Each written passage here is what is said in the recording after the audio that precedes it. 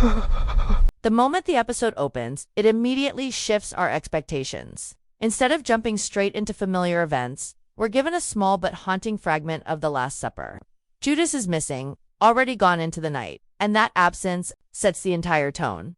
Something has shifted. Something is breaking apart. And this time, it won't be put back together. What's most brilliant about this new structure is that the Last Supper isn't being told all at once. It's being split into distinct pieces, opening each episode like puzzle fragments. This choice, though unexpected, is surprisingly powerful. By stretching the supper across the season, it lets us sit with the weight of what's happening instead of rushing through one of the most emotionally loaded moments in the story of Jesus. But there's something deeper going on. The parts aren't shown in order. We've already seen the moment Judas leaves, but in episodes to come, we'll see him again still seated, still pretending. And that makes it even more chilling. This first section of the supper is about something that keeps coming up across the entire episode. Speaking plainly, Jesus is done speaking in riddles. His words are becoming sharper, clearer, and heavier. But still, only a few truly understand. Mary Magdalene sees the storm in his eyes. She's always seen it. She and Mother Mary share this quiet knowing. When Jesus enters the city, the others are shouting in joy, but Mary's eyes drop. She knows he's not rejoicing. He's not even fully there. His face tells a different story, one of grief, one of sacrifice. And later, when thunder shakes the sky and voices echo, it's not just thunder, it's a warning. Most of the disciples are confused. They don't understand what they've heard. Some say it's angels, but only a few recognize the voice of God. Only a few can hear past the sound and into the meaning. This is a season where truth is loud, but recognition is rare. There's a quiet moment with John too. He notices something others miss. The gate Jesus walks through to enter the city isn't just a gate, it's the gate. The same one used to lead lambs to sacrifice. That's not coincidence. That's not just symbolism. That's Jesus choosing to declare what he is. But again, not everyone sees it. Only John. Only those who are listening with more than their ears. And the thunder, tied directly to John 12:28, seals the moment. Father, glorify your name. And then that voice, Jonathan Rumi's own voice, answers from heaven. I have glorified it and will glorify it again. Some hear thunder, some hear angels, and some hear God. But confusion reigns. Just like today, not everyone can grasp the message when it comes. As powerful as those moments are, there's also a quiet horror growing in the background. Blood. Jesus sees it. It's not just it's dripping down the walls of Jerusalem, haunting his visions. It's a sign, a prophecy. His death isn't the end. It's the beginning of a long collapse. Jerusalem will fall. The temple will burn. Its people will suffer. What Jesus sees isn't just his cross. It's Rome coming back decades later, wiping out everything that wasn't built on truth. And if you noticed, the man playing one of the Roman soldiers in that terrifying vision was Dallas Jenkins himself. Not shown clearly, not taking the spotlight, but watching, punishing, destroying. The past, the future, and the present are all colliding in this one episode. That's why so many viewers may have felt confused, because the episode doesn't tell a story in straight lines. It moves like a storm, building in every direction. And in that storm, a figure watches. He's been watching for some time, but now we see through his eyes. The Watcher. We saw him at Lazarus's resurrection, and now he's quietly walking through the chaos of Jerusalem, notebook in hand, seeing things others ignore. His perspective is unnerving, because he notices details no one else does. Yusuf changing his robes, Khafni's men creeping into the city, and yet he never speaks. He just writes, observes, tracks. Many viewers may already know who he really is, and if you do, you know why it matters. But for those who don't, the mystery is only deepening. He's not just a bystander, he's not just curious, he's here with a purpose.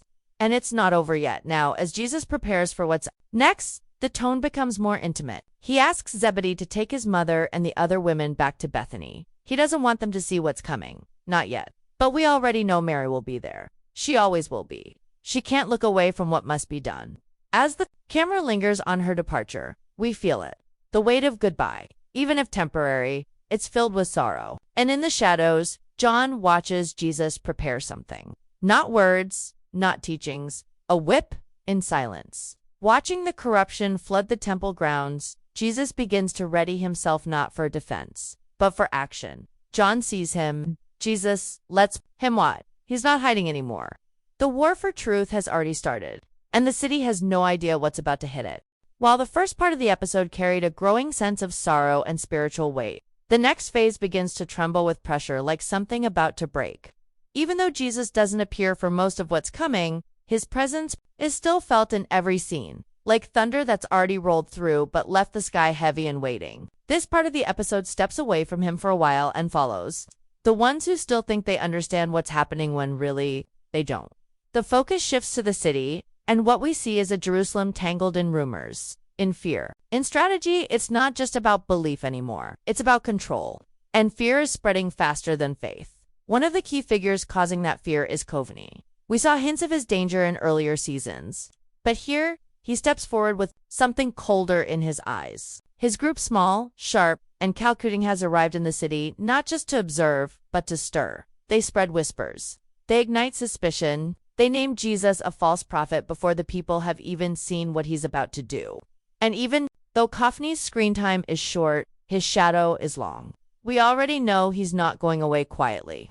One of the most interesting upcoming interactions teased is between him and Thomas, two very different men, two different loyalties. That clash is coming, and we already sense that Coveney might push Thomas toward a reckoning. What do you do when a friend becomes a threat? At the same time, Caiaphas is gathering his power. The high priest doesn't rage, he calculates. Everything he's doing is meant to hold his world together, even if it means pulling it apart piece by piece. He's already had meetings with Herod. Pilate is being kept informed. They're building their case, but even in their plans, there's something they don't expect. Jesus isn't playing the game. He's not trying to win power. He's not trying to start a war. He's doing something far more dangerous. He's telling the truth without apology. That's the real threat, and it's why they'll stop at nothing to silence him. What's haunting is that they think they're protecting their people, but what they're really doing is rejecting the only one who could save them. And then there's the Watcher, still moving through the city, still unnoticed by most, but if you watch closely, you'll see the pieces he's putting together. He sees the market stalls growing fatter with greed. He sees the tension rising in the temple. He sees the way certain faces shift when Jesus is mentioned. And all the while, he writes, his pages are filling. And he's not just writing for curiosity. He's recording the truth. This man is not a threat to the disciples, though some may think so at first. His story is tied to theirs, deeply, painfully, and in time, they'll all come to know who he is and why he sees what others miss. And while these pieces move quietly into place, the final moments before Jesus returns are brewing in silence. The temple grounds are drowning in noise, coins clinking, animals screaming, voices yelling about sacrifice and prices. It's a marketplace now, not a sanctuary. And it's more than Jesus can bear.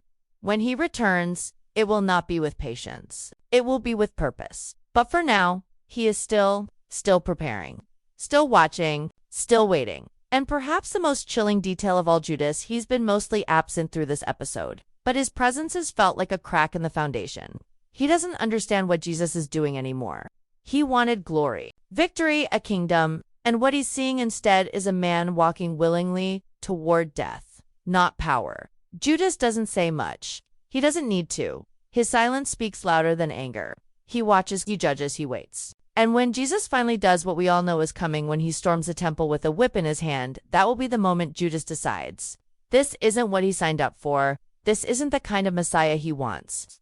And that thought alone is terrifying. This second section of the episode builds the storm before the strike. And while we wait for Jesus to reappear, it becomes clear everyone is making their move. The Watcher is watching. The priests are plotting. Coveney is poisoning the crowds. Judas is slipping away, and Jesus is about to change everything. But what comes next? No one is ready for. And then, without warning, the quiet ends. Jesus returns not with a sermon, not with soft words or healing hands, but with fire in his eyes and a whip in his grip. What he saw in the temple the day before, what boiled beneath his calm surface, now erupts. The cleansing of the temple isn't a burst of sudden rage, it's the most deliberate act of defiance we've seen from him. He walks straight into the heart of corruption. The temple, once a holy place, is soaked in greed, echoing with the sound of merchants shouting prices, animals chained for profit, and sacrifices turned into transaction. And then, silence. For one brief second, the whole ground holds its breath as Jesus locks eyes with the seller.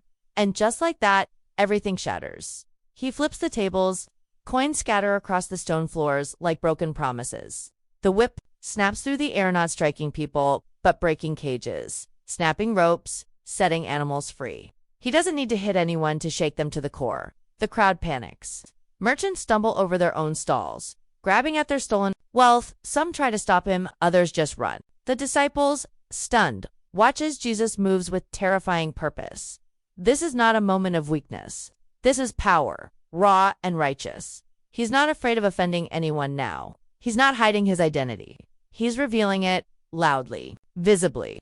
And it's in that moment that everyone starts choosing sides. The Pharisees rush in, fuming, terrified not because of what's happening, but because of what it means. This is public. This is explosive. This is a direct challenge to everything they've built their control upon. But they don't move against him yet. They watch.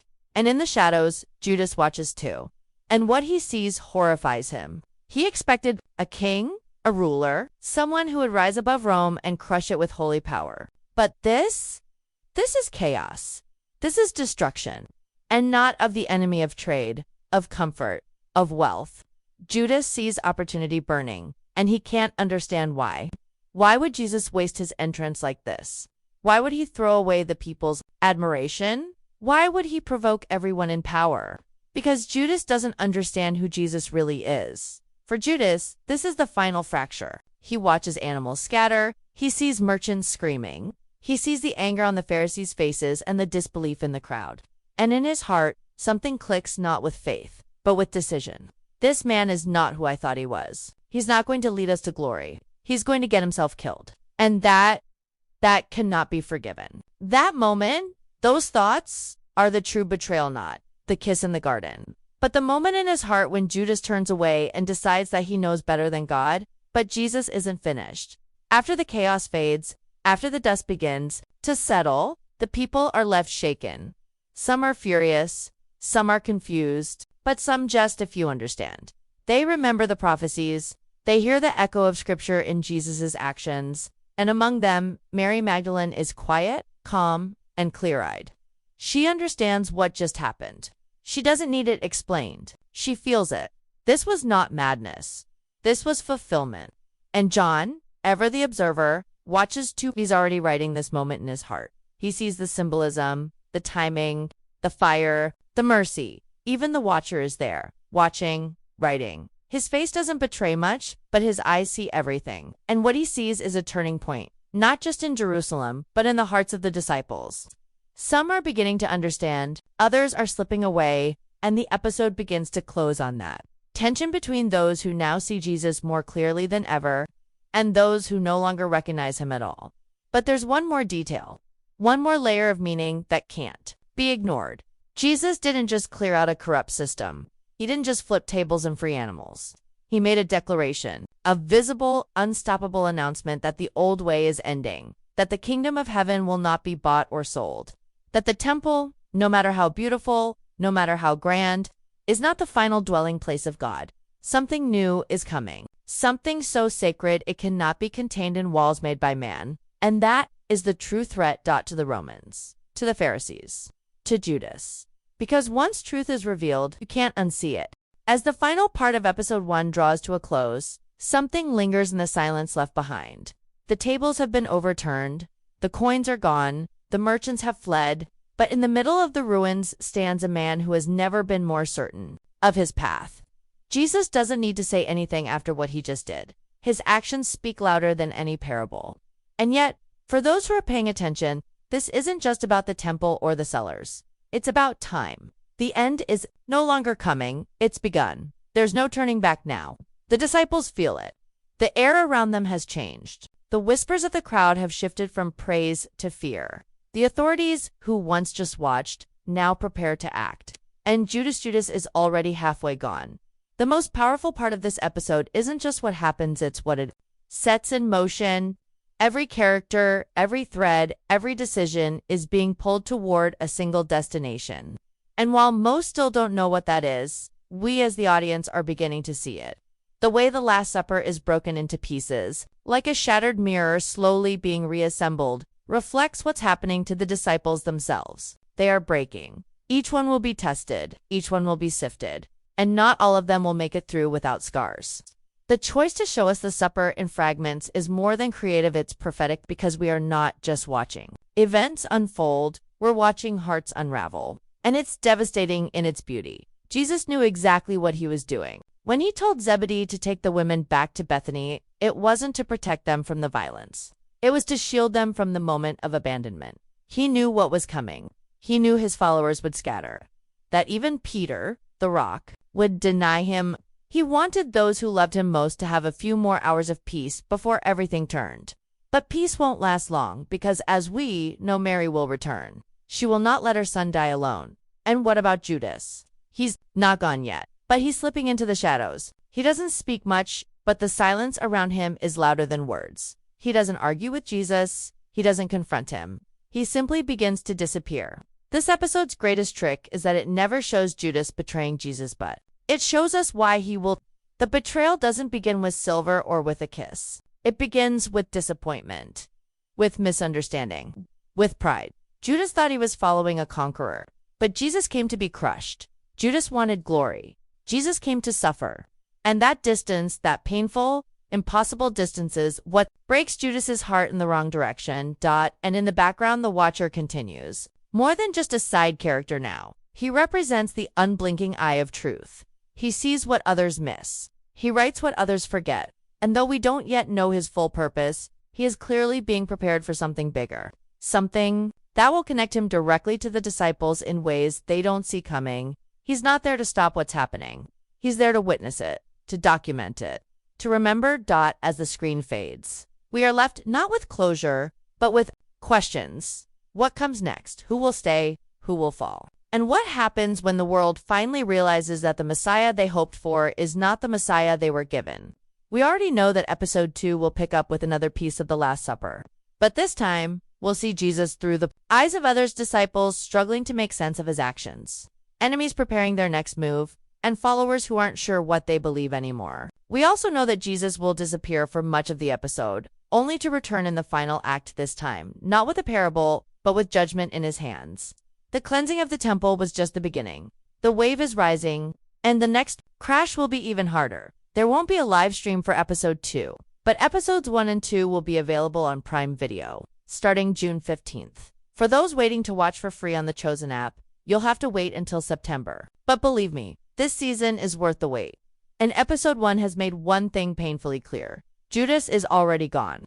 The cross is getting closer, and the next few episodes will break you. Let me know your thoughts in the comments. Who do you think the watcher really is? Did you notice Jesus choosing the gate of sacrifice? And how did the thunder scene hit you? Was it just sound, or did you hear something more? Because in The Chosen, silence always means something. And the most dangerous thing is when Jesus speaks clearly and you still don't understand.